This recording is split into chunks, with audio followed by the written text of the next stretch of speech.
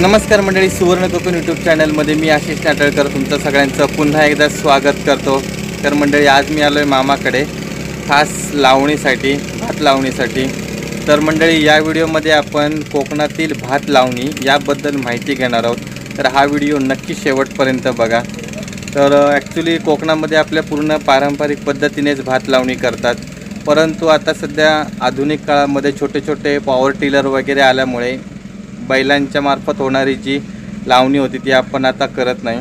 बाकी सर्व जे पूर्ण प्रोसिजर असते ही सेम रेग्युलर सारखीच असते। तर त्या प्रोसिजरची आपण माहिती घेणार आहोत। तर मंडळी, हा व्हिडिओ नक्की शेवटपर्यंत बघा आणि कोकणातील अशाच माहितीपूर्ण व्हिडिओंसाठी आमचं सुवर्ण कोकण यूट्यूब चॅनल सबस्क्राईब करा।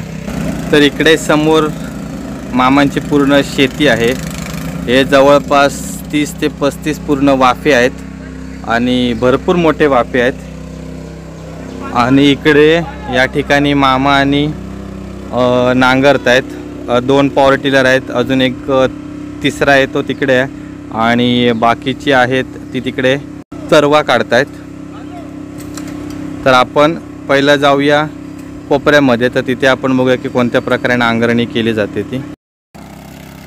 आपल्याकडे प्रामुख्याने 4 नांगरणी केल्या जातात, उखळ, दुरा आणि चिखलाच्या वेळी 1 नांगरट होते आणि त्याच्यानंतर जाता वगैरे घालावा लागतो। पण आता हा छोटा पॉवर टिलर आल्यामुळे जात्याच्या ज्या नांगरटी आहेत त्या कट होऊन एक एक्स्ट्रा नांगरणी केली जाते। तर आता या ठिकाणी ही शेवटची नांगरणी चालू आहे आणि त्याच्यानंतर खत मारल्यानंतर अजून एकदा ह्याच्यावर सिंगल ट्रॅक्टर फिरवण्यात येईल। ज्या ठिकाणी गाळाची जमीन असते ना त्या ठिकाणी या छोट्या पॉवर टिलरला अशा टाईपची एक रिंग लावावी लागते। ते रिंग बघूया मामा, भारी सिस्टीम केली। आणि आतून काय आहे ती? हां, आतून ओके, हां, ती डायरेक्ट एका लावणार। ओके, ही आतली प्लेट आहे आपल्याला पॉवर टिलरसोबतच मिळते आणि येथील शेतकऱ्यांनी ही पूर्ण रिंग बनवून घेतल्या, त्याला वेल्डिंग करून। ही रिंग लावलेल्याचा फायदा असा होतो की ज्यावेळी तुमचा ट्रॅक्टर चिखलामध्ये चालतो ना त्यावेळी तो जास्त रुतत नाही, म्हणजे ती एक सर्टन लेवल धरून नांगरणी होते आणि आपल्याला चिखल देखील व्यवस्थित होतो। लावणीसाठीचा चिखल करताना आपल्याला सर्व बाजूने व्यवस्थित पाण्याची लेवल मेंटेन करावी लागते की पूर्ण चिखल व्यवस्थित झाला पाहिजे। तर या ठिकाणी आता थोडंसं पाणी घेऊन व्यवस्थित चिखल करून घेत आहेत नांगरणी करून। खालच्या ठिकाणी थोडंसं पाणी जास्त आहे। आता ही आपली 3ऱ्या नंबरची नांगरणी चालू आहे। त्याच्यानंतर खत मारण्यात येईल आणि खत मारल्यानंतर आपण शेवटची एक नांगरणी करणार आहोत। मी आता या पाटातून दुसऱ्या बाजूला चाललो आहे, तर तिकडे जाऊन आपण तरवा कसा काढतात याची माहिती घेऊया आणि त्याच्यासाठी लागणारी जी सामग्री आहे त्याची देखील आपण माहिती घेणार आहोत। या ठिकाणी कोपऱ्यामध्ये जरा पाणी जास्त आहे, ते देखील थोडंसं काढण्यात येईल, आता बघूया। आणि इकडे समोर तरवा काढण्याचं काम चालू आहे आणि मामा आणि नांगरणी करत आहेत। मेरा वगैरे घालून झालेत, पण मेरेची आपण माहिती घेऊया।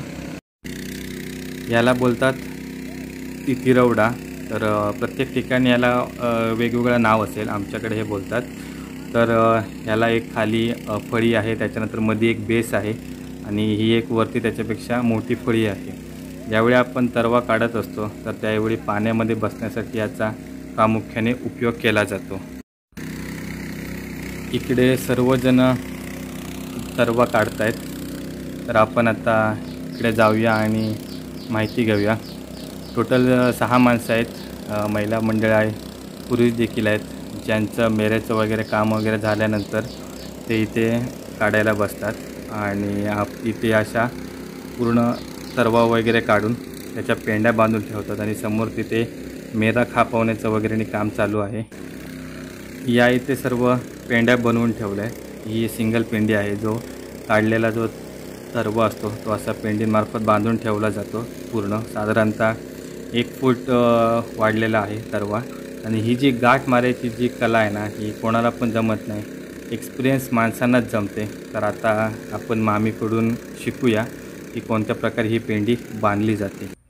पेंडी बांधून झाल्यानंतर अशा प्रकारे एका ठिकाणी साठवून ठेवल्या जातात, जेणेकरून हा तरवा सुकू नये। आणि मगाशी आपण जे बघितलेलं तिरवडे तर ते वापरून इथे तरवा काढतायत.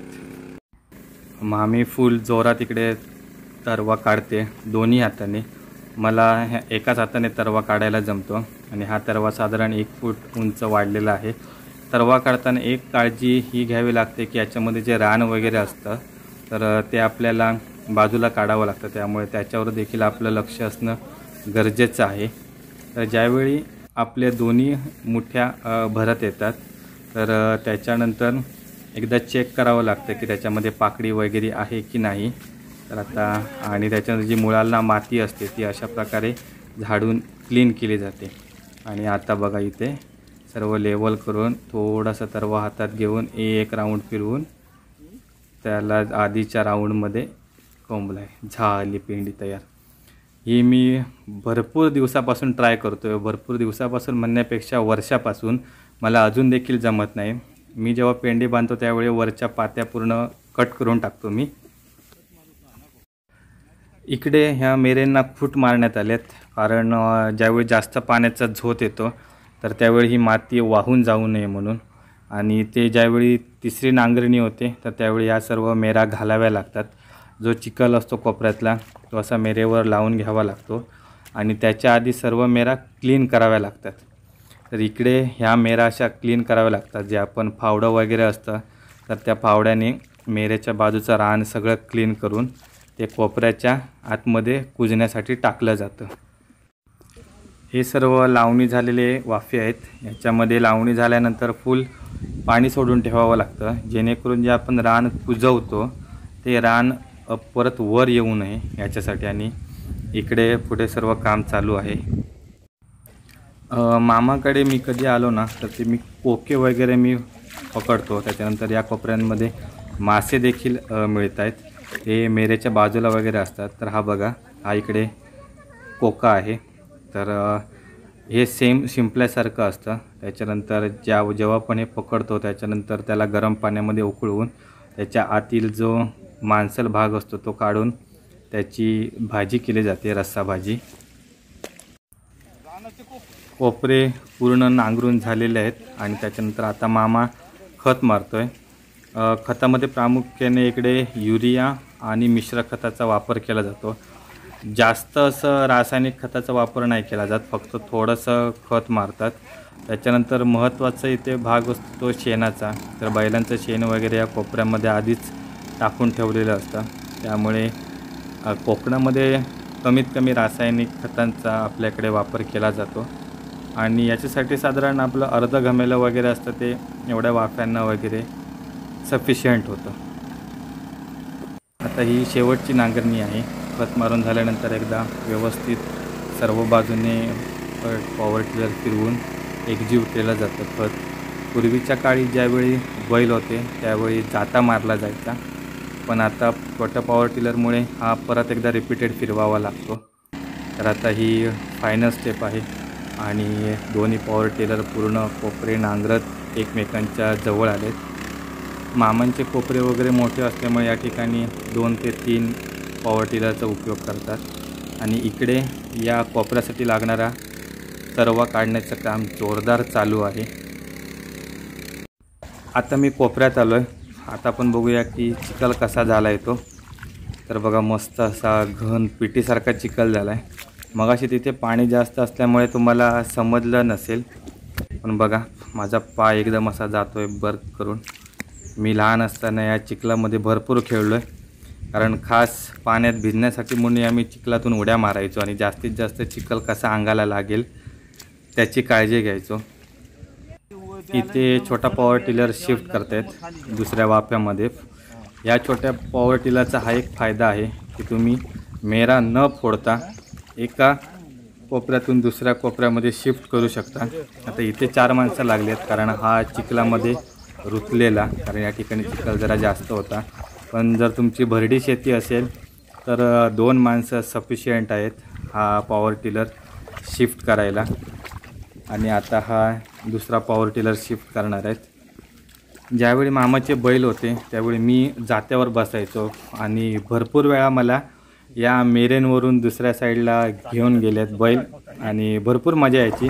त्यावेळी मामा मला एका हाताने उचलायचा आणि बैलांची रशी सोडून द्यायचा. बैल आपोआप पुढच्या कोपऱ्यात जाऊन थांबायचे मामाच्या एका शब्दावर. अजूनही ते दिवस आठवतात. महिला मंडळ रेडी झालेलं आहे लावणी लावण्यासाठी. तर जो मगाशी ढीक करून ठेवलेला होता पेंड्यांचा तो सर्व कोपऱ्यामध्ये घेऊन ज्या ज्या ठिकाणी गरज आहे त्या त्या ठिकाणी आता टाकून ठेवणार. तर अशा प्रकारे सर्व टाकून ठेवत आहेत जेणेकरून जी सर्व पात घेत येणार आहेत तर त्यांना प्रॉब्लेम होता नाही, त्यांना लवकर पेंडी मिळून तरवा जास्तीत जास्त लावणी लवकरात लवकर लावण्यात येईल. तर सर्वजण तिकडे पेंड्या जमा करतात. जेवढा आपल्या हाताच्या मुठीत भेटतात तेवढा तरवाच्या पेंड्या घेऊन येतात. लहान असताना हे माझं काम असायचं.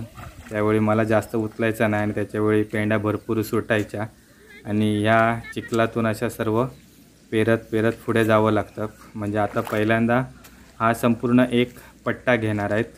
जवळपास 7 ते 8 महिला मंडळ असणार.